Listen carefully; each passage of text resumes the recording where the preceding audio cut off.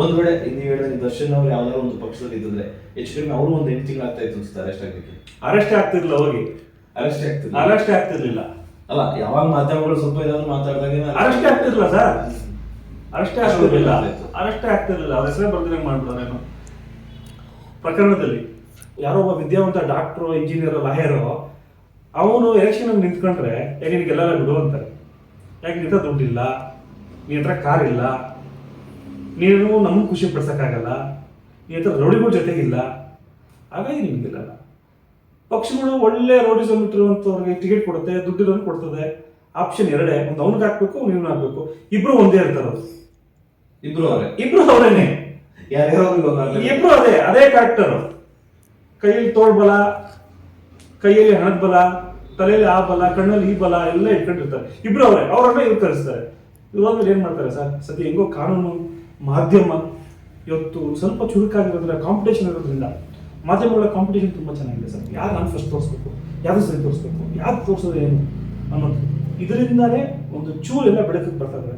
ಯಾವಾಗ ಮಾಧ್ಯಮಗಳಲ್ಲಿ ಹಿಂಗೆ ಹರಡ್ತಾವೋ, ಜನಗಳು ಮಾತಾಡ್ತಾರೋ, ಆಗ ಬೇರೆ ರೀತಿ ನಡೆಯುತ್ತೆ ಕೋರ್ಟ್ನಲ್ಲಿ ವಿಚಾರಣೆ ಬೇರೆ ರೀತಿ ನಡೆಯುತ್ತೆ, ವೆರಿ ಸೀರಿಯಸ್ ಆಗಿ ನಡೆಯುತ್ತೆ. ಅಂದರೆ ಎಲ್ಲೋ ಒಂದು ಕಡೆ ಪೊಲೀಸರು ಮುಚ್ಚಿಡ್ತಿರೋಂಥದ್ದು, ರಾಜಕೀಯ ವ್ಯಕ್ತಿ ಮುಚ್ಚಿಡ್ತಿರೋದು ಕ್ಲೀನಾಗಿ ಅನಲೈಸ್ ಮಾಡೋದು ಗೊತ್ತಾಗುತ್ತೆ ಮಾಧ್ಯಮದಲ್ಲಿ. ಬಟ್ ಮಾಧ್ಯಮದಲ್ಲಿ ಬಂದ್ರ ಮೇಲೆ ಜಡ್ಜ್ಮೆಂಟ್ ಕೊಡೋಕ್ಕಾಗಲ್ಲ.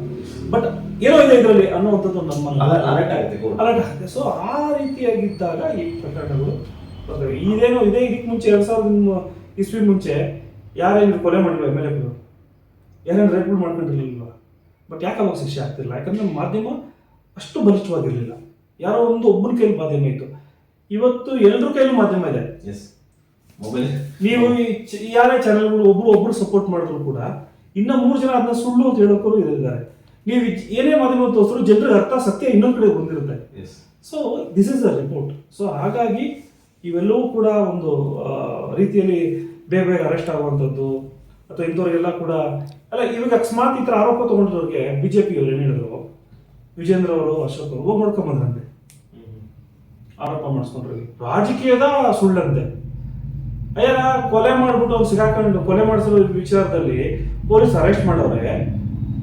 ಕಾಂಗ್ರೆಸ್ ಸಿದ್ದರಾಮಯ್ಯ ಅವರು ಹೇಳಿದ್ರ ನೀವು ವಿಚಾರದಲ್ಲಿ ಮಾತಾಡ್ಕೊಳಪ್ಪ ಅಂತ, ಹಿಂಗೆ ಹೇಳ್ತೀರಾ ನೀವು? ಸೊ ನಿಮಗೆ ಒಂದು ಕೊಲೆ ಆಗಿರೋ ಬಗ್ಗೆ ಯೋಚನೆ ಇಲ್ಲ, ನಿಮಗೆ ಒಂದು ಅತ್ಯಾಚಾರ ಆಗಿರೋ ಬಗ್ಗೆ ಯೋಚನೆ ಇಲ್ಲ.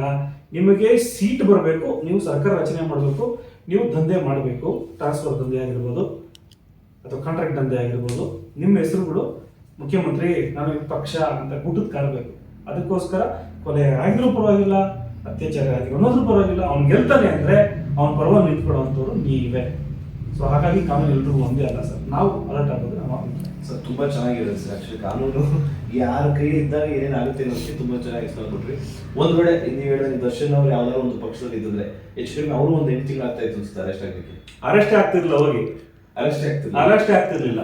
ಅಲ್ಲ, ಯಾವಾಗ ಮಾಧ್ಯಮಗಳು ಸ್ವಲ್ಪ ಏನಾದ್ರು ಮಾತಾಡಿದಾಗ ಅರೆಸ್ಟ್ ಆಗ್ತಿರ್ಲಿಲ್ಲ ಸರ್, ಅರೆಸ್ಟ್ ಆಗ್ತಿರ್ಲಿಲ್ಲ.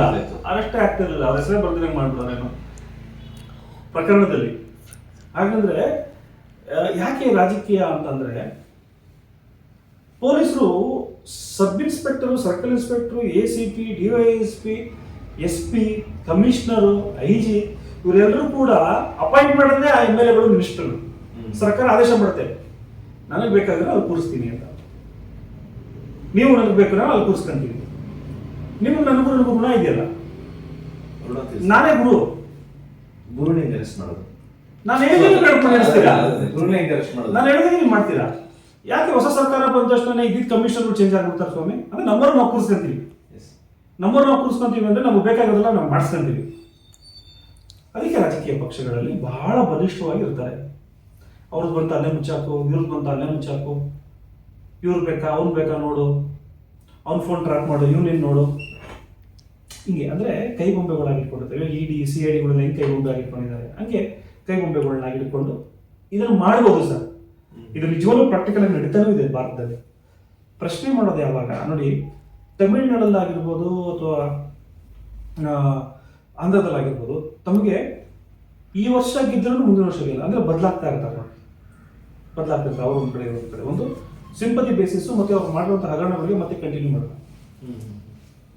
ನಮ್ಗೆ ಏನಾಗಿದೆ, ನಮಗೆ ಇರೋದೇ ಆಪ್ಷನ್ 2, ಇಲ್ಲ ಅವ್ರು ಗೆಲ್ಲಬೇಕು, ಇವ್ರು ಗೆಲ್ಲಬೇಕು. ಈ ಸಲ ಗೆಲ್ತಾವ್ರ? ಅಲ್ಲಿರೋ ಪವರ್ಫುಲ್ ನಾಯಕರೆಲ್ಲ ಇಲ್ಲಿ ಬಂದವ್ರಿಗೆ ನಾವು ಇವ್ರು ಗೆಲ್ಲಿಸ್ತೀವಿ, ಇಲ್ಲಿರೋ ಪವರ್ಫುಲ್ ಎಲ್ಲ ನಾಯಕರುಗಳು ಅಲ್ಲಿ ಬಂದ್ರೆ ನಾವು ಅವ್ರು ಗೆಲ್ಲಿಸ್ತೀವಿ. ಇವರು ಅಲ್ಲಿಂದ ಇಲ್ಲಿ ಶಿಫ್ಟ್ ಆಗ್ತಾರೆ, ಇಲ್ಲ ಶಿಫ್ಟ್. ಕೆಲವೊಂದು 25 ಜನ MLA ಸರ್, ವೆರಿ ಸ್ಮಾರ್ಟ್ ಅವರು, ವೆರಿ ಸ್ಮಾರ್ಟ್. ಈ ಸಲ ಬಿಜೆಪಿ ಗೆಲ್ಲಲ್ವಾ ಮುಂದಿನ ಸಲಿಗೆ ಇನ್ನು 6 ತಿಂಗಳಿದ್ದಾಗ ರೊಕ್ಕ ನಿಗ್ರಬಿಡುತ್ತೆ ಅಲ್ಲಿ. ಇಲ್ಲಿರೋ ಎಲ್ಲ ಸುತ್ತಮುತ್ತ ಬೆಂಗಳೂರು ಸುತ್ತಮುತ್ತ MLA ಅವರು, ಮಂಡ್ಯ, ಮೈಸೂರು, ಈ ಕಡೆ 20 ಜನ ಸರಿಯಾಗಿ ಅವ್ರೆ ಟಕ್ಕಂತ ಇಲ್ಲಿ ಗೆಲ್ಬಿಡ್ತಾರೆ. ಈ ಸಲ ಕಾಂಗ್ರೆಸ್ ಎಲ್ಲ ಹಗರಣ ಮಾಡ್ಕೊಂತ ಅಲ್ಲಿಂದ ಮತ್ತೆ ಶಿಫ್ಟ್ ಆಗೋದು, ಪಟ್ಟದ ಆತಂಕದಿಂದ ಇಲ್ಲಿ ಶಿಫ್ಟ್ ಆಗ್ಬಿಡ್ತಾರೆ. ಬಾಡಿಗೆ ಮನೆ ಚೇಂಜ್ ಮಾಡ್ತಾರಲ್ಲ, ಬಾಡಿಗೆ ಮನೆಯಲ್ಲ ರೀ, ರೂಮ್ ಚೇಂಜ್ ಮಾಡೋದು ಮಾಡ್ತಾರೆ ಅವರು, ಟಕ್ಕ ನಿಲ್ಕೊಂಡ್ಬಿಡ್ತಾರೆ. ಅಲ್ಲಿ ಹೋದ ತಕ್ಷಣ 20 ಜನ ನಾವು ಬಂದಿದ್ದೀವಿ, ನಾವು ಬಂದ್ಬಿಡ್ತೀವಿ ಎಲ್ಲ ವೈಟ್ ಅಂಡ್ ವೈಟ್ ಹಾಕೊಂಡು, ನನಗೆ ಸಚಿವ ಸ್ಥಾನ ಕೊಟ್ಬಿಡಿ, ನನಗೆ ಚೇರ್ಮನ್ ಸ್ಥಾನ ಕೊಟ್ಬಿಡಿ, ನಾನು ಇಷ್ಟು ಜನ ಕರ್ಕೊಂಡ್ಬರ್ತಿದ್ದೀನಿ, ನಾನು ಎಷ್ಟು ಜನ ಕರ್ಕೊಂಡ್ಬಿಡ್ತೀವಿ. ಕರೆಕ್ಟ್ 20 ಜನ ಲೆಕ್ಕ ಹಾಕೊಂಡಿದ್ದೀವಿ ಯಾರು ಅಂತ, ಜನರಿಗೆ ಗೊತ್ತಾಗುತ್ತೆ ಯಾರು ಅಂತ. ಅಲ್ಲಿಂದ ಇಲ್ಲಿ, ಇಲ್ಲಿಂದ ಅಲ್ಲಿ. ಸೊ ಈ ವಿಚಾರಕ್ಕೆ ಬಂದಾಗ ಅವ್ರಿಗೆ ಈ ಸಚಿವ ಸ್ಥಾನ ಇವ್ರಿಗೆ ಕೊಡ್ಬೇಕಾ ಅವ್ರಿಗೆ ಕೊಡ್ಬೇಕಾ ಇದನ್ನೇ ಡಿಸ್ಕಷನ್. ಆಮೇಲೆ ನಾನು ಮೊನ್ನೆ ನೋಡ್ತಾ ಇದ್ದೆ, ಅವ್ರು ಅಲ್ಲಿಂದ ಶಿಫ್ಟ್ ಆದ್ಮೇಲೆ ಎಷ್ಟು ನಿಯತ್ತಾಗಿರ್ತಾರೆ ಅಂದ್ರೆ ಅನ್ಸತ್ಬೇಕು, ಇವರೇ ಮುಖ್ಯಮಂತ್ರಿ ಆಗ್ಬೇಕು ನಮ್ಮವರು, ಈ ರೀತಿ ಏನ್ ಖುಷಿಯಾಗಿ ಏನ್ ತಾಕತ್ತಾಗಿ ತೋರಿಸ್ತಾರೆ ಗೊತ್ತಾ. ಅವ್ನ ಅಕಸ್ಮಾತ್ ಮುಖ್ಯಮಂತ್ರಿ ಆಗಿ ಅವ್ರು ಕೇಳಿದ ಪೋರ್ಟ್ಫೋಲಿಯೋ ಕೊಟ್ಟಿಲ್ಲ, ಟಕ್ಕಂತ ಅವ್ನು ಏನಿದೆಯೋ ಅವ್ರ ನಮ್ಗೆ ಗೊತ್ತಾಗ್ಬಿಟ್ಟಿಲ್ಲ ಲೆಕ್ಕಗಳು. ಆ 20-25 ಜನ ಯಾರಿದಾರಲ್ಲ ಮಹಾನ್ ಭಾವಿಗಳು, ಅವ್ರನ್ನ ಜನ ಸೋಲಿಸ್ಬೇಕು ಸರ್. ಪಕ್ಷ ಬದಲಾವಣೆ ಅಂದ್ರೆ ಏನು ಅಂದ್ರೆ, ಪಕ್ಷ ಅಂದ್ರೆ ಏನು ಅಂದ್ರೆ ಸಿದ್ಧಾಂತಗಳ ಮೇಲೆ ಪಕ್ಷ ನಿಂತಿರೋದು. ಫಾರ್ ಎಕ್ಸಾಂಪಲ್, ಬಿಜೆಪಿಯ ಸಿದ್ಧಾಂತ ಏನು? ಹಿಂದುತ್ವವಾದಿ. ಕಾಂಗ್ರೆಸ್ನ ಸಿದ್ಧಾಂತ ಏನು? ಸೆಕ್ಯುಲರಿಸಂ. ಜನತಾದಳದ ಏನಿತ್ತು? ಜನತಾದಳ ಸೆಕ್ಯುಲರಿಸಂ. ಮೊದಲನೇ ಬಾರಿಗೆ ಕುಮಾರಸ್ವಾಮಿ ಅವರು ಚೀಫ್ ಮಿನಿಸ್ಟರ್ ಆದಾಗ ದೇವೇಗೌಡರು ಹತ್ರ ಮಾತ್ರ ನಿಲ್ಲಿಸ್ಬಿಟ್ರು, ತಂದೆಯವರು ಮಾತ್ರ ನಿಲ್ಲಿಸ್ಬಿಟ್ರು 18 ತಿಂಗಳು. ಯಾಕೆ? ಬಿಜೆಪಿ ಜೊತೆ ಬಿಜೆಪಿಯ ಸಿದ್ಧಾಂತ ನಮ್ಮ ಸಿದ್ಧಾಂತ ಅಲ್ಲಪ್ಪ, ಸೆಕ್ಯುಲರ್ ಅಂದ್ರೆ ಹಿಂದೂ ಮುಸ್ಲಿಂ ಎಲ್ಲ ಜಾತಿಗಳು ಎಲ್ಲರೂ ಕೂಡ ಭಾರತೀಯರು ಅಂತ ಹೇಳಿ ಮಾಡುವಂತ ಸಿದ್ಧಾಂತ ಇದು. ಇದು ನನ್ನ ಸಿದ್ಧಾಂತ ಅಲ್ಲ ಅಂತ ಅವ್ರು ಬಿಟ್ಬಿಡಿ. ಕುಮಾರಸ್ವಾಮಿ ಅವರು ಏನಂದ್ರು, ರಾಜ್ಯ ಜನಕ್ಕೆ ಮಾಡ್ಬೇಕಾದ ಕೆಲಸ ತುಂಬಾ ಇದ್ದಾವೆ, ಇದು ಸಿದ್ಧಾಂತಗಳನ್ನ ನಾವು ಮಾಡೋಣ, ಫಸ್ಟ್ ಅಪ್ಲೋಡ್ ಮಾಡ್ಕೊಳ್ಳೋಣ ಅಂತ. ಸೊ ನಾನೊಬ್ಬ MLA ಒಬ್ಬ ಕ್ಯಾಂಡಿಡೇಟ್ ಆಗಿ ನೀವು ಒಂದು ಸಿದ್ಧಾಂತವನ್ನ ಇಟ್ಕೊಂಡು ಹಿಂದುತ್ವ ಸಿದ್ಧಾಂತ ಇಟ್ಕೊಂತೀರೋ ಅಥವಾ ಎಲ್ಲರೂ ಒಂದೇ ಅಂತ ಇಟ್ಕೊಂತೀರೋ, ನೀವು ಈ ರೀತಿಯಾಗಿ ಆಯ್ಕೆ ಮಾಡ್ಕೊಂತೀರ. ನಿಮ್ಗೆ 4 ವರ್ಷ ಒಂದ್ಸಲಿ ಸಿದ್ಧಾಂತ ನಿಮ್ಮ ತರ ಹೆಂಗ್ ಚೇಂಜ್ ಆಗುತ್ತೆ ಅನ್ನೋದು ನಂದು. ತಂದೆ ಚೇಂಜ್ ಮಾಡ್ಕೊಂಡಂಗೆ 4 ವರ್ಷಕ್ಕೆ ಒಂದ್ಸಲಿ ಈ ಸಿದ್ಧಾಂತದ ತಂದೆ ಬೇಡ, ಈ ಸಿದ್ಧಾಂತದ ತಾಯಿ ಬೇಡ, ಅಲ್ಲಿ ಹೊಂಟೋಗ್ಬೇಡ, ಅವ್ರು ಬೇಕು. ಮಮ್ಮಿ ಡ್ಯಾಡಿ ಒಂದ್ಸಲಿ, ಅಪ್ಪ ಅಮ್ಮ ಒಂದ್ಸಲಿ, ಅಷ್ಟೇ. ಹಂಗೆ ಆ ರೀತಿಯಾದ ಸಿದ್ಧಾಂತಗಳು ಮಾಡ್ಕೊಡಂತ MLAಗಳು ಈ ಜಾಗದಲ್ಲಿದ್ದಾಗ ಇವರೇ ಬರೀತಿ ಸುರೇಶ್ ಅವರನ್ನು, ಬಸವರಾಜ್ ಅವರನ್ನು ನೋಡ್ಬೋದು ನೀವು. ಲಾಸ್ಟ್ ಟೈಮು ಸರ್ ನಾನು ನೋಡೋದಂಗೆ ಕಾಂಗ್ರೆಸ್ನ ಬಿಟ್ಟು ಇನ್ನೇನು ಗೌರವ 5 ಗಂಟೆ ಒಳಗಡೆ ಬರಬೇಕು ಅಂತ ಹೇಳಿ ಸ್ಪೀಕರು ಓಡೋಡಿ ಜಾಗಿಂಗ್ ಮ್ಯಾರಥಾನ್ 100 ಮೀಟರ್ಸ್ ಓಡ್ಕೊಂಡ್ಬಂದು ಕೊಟ್ಟಿದ್ದು ನೆನಪಿದೆ. ನನಗೆ ಸಸ್ಪೆಂಡ್ ಆಗುತ್ತೆ ಅಂತ. ಸೊ ಹಾಗಾಗಿ ಸಿದ್ಧಾಂತ ಇಲ್ದಿರುವಂಥವ್ರಿಗೆ ಆ ಸಿದ್ಧಾಂತವೇ ಇಲ್ಲ. ಇಲ್ಲಿನ ಜನರು ಕೊಲೆ, ಅತ್ಯಾಚಾರ, ಈ ಸಿದ್ಧಾಂತ ಇಲ್ಲಿ, ಬೆಳವಣಿಗೆ ಸಿದ್ಧಾಂತ ಇಲ್ಲಿ ಬಿಡಿ. ಕಾನೂನು ಅವ್ರಿಗೆ ಒಂದು, ಜಾಮನಸಂದ್ರಿಗೆ ಒಂದು. ನಾನು ಫಸ್ಟ್ ಬಳಸಿದ ಪದ ಏನು ಅಂದ್ರೆ, ಕೋರ್ಟ್ ಒಂದು ಬೇಲ ರಿಜೆಕ್ಟ್ ಮಾಡ್ತಾರಲ್ಲ, ಸೊ ನಾನು ಯಾವುದೇ ರೀತಿ ವಾದ ಮಾಡ್ತಿಲ್ಲ, ಆ ಪಾಯಿಂಟ್ ತಗೊಂಡೆ. ಅದೆಲ್ಲ ಒಂದ್ ಕಡೆ ಚುರುಕಟ್ಟಾಗ ನಿಷ್ಠಾವಂತ ಆಫೀಸರ್ಗಳು ಇರೋದು ಸರ್. ಯಾಕೆಂದ್ರೆ ಈಗ ಫಾರ್ ಎಕ್ಸಾಂಪಲ್ ದರ್ಶನ್ ಕೇಸಲ್ಲಿ ಅರೆಸ್ಟ್ ಮಾಡಿದಂತ ನಿಷ್ಠಾವಂತ ಆಫೀಸರ್, ಈ ಪ್ರಕರಣದಲ್ಲಿ ನಿಷ್ಠಾವಂತರಾಗಿರ್ಬೋದು, ಬೇರೆ ಪ್ರಕರಣಗಳಲ್ಲಿ 108 ಇರ್ತವೆ. ಇಲ್ಲಾಂದ್ರೆ ಅವ್ರದ್ದು ಅವ್ರ ಜಮೀನುಗಳು, ಅವ್ರ ಮನೆಗಳು, ಅವ್ರ ಶೋಕಿಗಳು ನಡೆಯಲ್ಲ ಸರ್. ಎಲ್ಲ ಬಿಡಿ ಸರ್, ಗೊತ್ತಿರೋದೆ. ಇವಾಗ ಮಾಧ್ಯಮಗಳು ಕ್ಯಾಮ್ರಾ ಬಂದ ತಕ್ಷಣ ಬೇರೆ, ಕ್ಯಾಮ್ರಾ ಇರ್ಬೇಕಂದ್ರೆ ಇನ್ನೊಂದು. ಇವ್ರ ಬಾಯಲ್ಲಿ ಔಚ ಶಬ್ದಗಳೇ ಬರಲ್ವಾ? ಇವ್ರ ಬಾಯಲ್ಲಿ ಔಚ ಶಬ್ದಗಳೇ ಬರಲ್ಲ. ಇವರೆಲ್ಲ ಶ್ರೀರಾಮಗಳ ಅಂದ್ರೆ ಇದು ರಿಯಾಲಿಟಿ ಸರ್. ಒಪ್ಕೊಳ್ಳಿ ನೀವು. ರಾಮನ ಹಂಗಾದ್ರೆ ₹1 ಮುಟ್ಟಿಲ್ವಾ? ಎದೆ ಇಟ್ಕೊಂಡು ಹೇಳ್ಕೊಂಡ್ಬಿಡ ನೋಡೋಣ. ನೀವು ಮಾಧ್ಯಮದಲ್ಲಿ ಬಂದಾಗ ಇದು ಹೆಸರು ಮಾಡಕ್ಕೆ ಮಾಡಿರೋದು. ದರ್ಶನ್ ಕೇಸನ್ನು ಕೂಡ ನೀವು ಹೆಸರು ಮಾಡಕ್ಕೆ, ಆಚೆ ಬರಕ್ಕೆ, ಎಲ್ಲ ಒಂದ್ ಕಡೆ ನೀವು ಹೀರೋ ಒಳಗಕ್ಕೆ ದರ್ಶನ್ ಕಾರಣ ಆದ್ರು ಅಷ್ಟೇ. ನೀವ್ ಹೀರೋ ಒಳಗಕ್ಕೆ ಅವ್ರ ಕಾರಣ ಆದ್ರು ಅಷ್ಟೇ. ಈ ಎಲ್ಲ ಪ್ರಕರಣ ಹಂಗೆ ಮಾಡ್ಬಿಡ್ತೀರಾ? ಬನ್ನಿ ಒಂದು ಅತ್ಯಾಚಾರ ಕೇಸ್ನಲ್ಲಿ ನಾನೇ ಒಂದು ಸಾಕ್ಷಿ ಕೊಡ್ತೀನಿ, 6 ತಿಂಗಳು ಆರೋಪನ ಅರೆಸ್ಟ್ ಮಾಡಿಲ್ಲ, ಯಾಕಪ್ಪ ಮಾಡಿಲ್ಲ? ಅಲ್ಲಿ ಕ್ಯಾಮ್ರಾಗಳು ಬಂದಿರ್ಲಿಲ್ಲ, ಅಲ್ಲಿ ಯಾವ್ದು ನ್ಯೂಸ್ ಇರ್ಲಿಲ್ಲ. ಇಲ್ಲೇನು ಹೇಳಿ, 24 hours ಏನ್ ಸಕ್ಸಸ್, ಯೂತ್ ಸಕ್ಸಸ್ ಆಯ್ತು. ನೀವು ಎಷ್ಟು ಬೇರೆ ಕ್ಯಾನ್ಸಲೇಷನ್ ಹೋಗಿದ್ದೀರಪ್ಪ ಹಂಗಂದ್ರೆ ಸುಪ್ರೀಂ ಕೋರ್ಟ್ಗೆ? ಇದು ಆಕ್ಚುಲಿ ಈ ತರ ಕೇಸಲ್ಲಿ ಎಷ್ಟೋ ಕೇಸ್ಗಳಿದೆ. ಈ ತರ ಕೊಲೆ ಕೇಸ್ ಎಷ್ಟೋ ಕೇಸ್ ಇದೆ. ಹೌದು. ಎಷ್ಟು ಕೇಸಲ್ಲಿ ಸುಪ್ರೀಂ ಕೋರ್ಟ್ಗೆ ಅಪೀಲ್ ಮಾಡಿದ್ದಾರೆ? ಎಷ್ಟಿದೆ? ಇಲ್ಲ. ಎಲ್ಲ ಏನೋ ದೊಡ್ಡ ನಾನು ನಿಯತ್ತು, ನಾನು ಎಲ್ಲ ಸುಳ್ಳು ಸರ್, ಎಲ್ಲ ನಾಟಕ.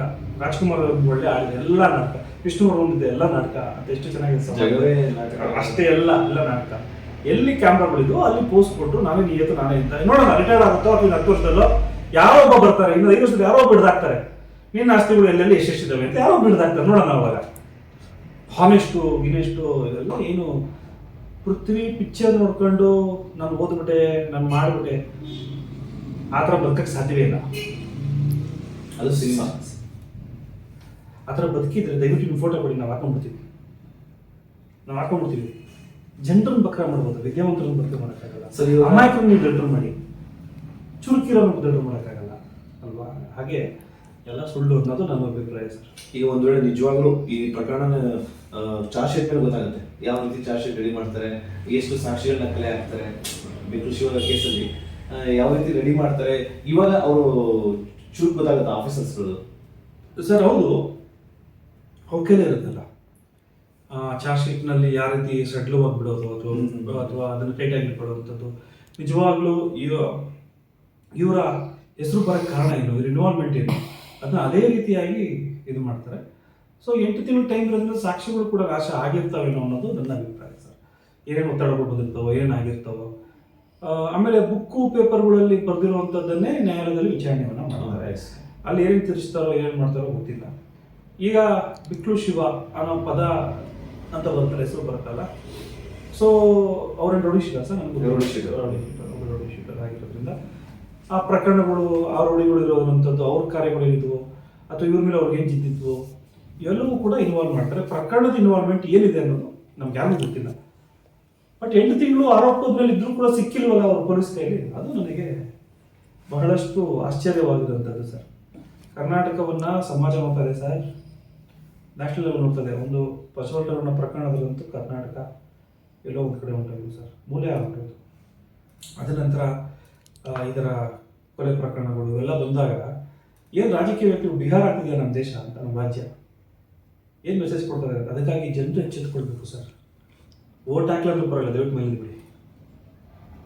ಹಾಕಕ್ಕೆ ಬಂದರೆ 100% ಆಗಿ ದಯಮಾಡಿ ಜಾತಿ ಧರ್ಮ ಪಕ್ಷ ಬಿಟ್ಟು ಯಾರು ಹವಾಯಿ ಚಪ್ಪೆ ಹಾಕೊಂಡು ಅಥವಾ ಏನೋ ಒಂದು ಡಿಗ್ರಿ ಇಟ್ಕೊಂಡು ನಾನು ಸಮಾಜ ಸೇವೆ ಮಾಡ್ತೀನಿ ಅಂದ್ರೆ ಅವ್ನ ಕಡೆ ತಿರುಗಿ ನೋಡಿ. ನೀವು ತಿರುಗಿ ನೋಡಿದ್ರೆ ಇವೆಲ್ಲ ಎಲ್ಲೂ ಸಾಧ್ಯವಿಲ್ಲ ಸರ್.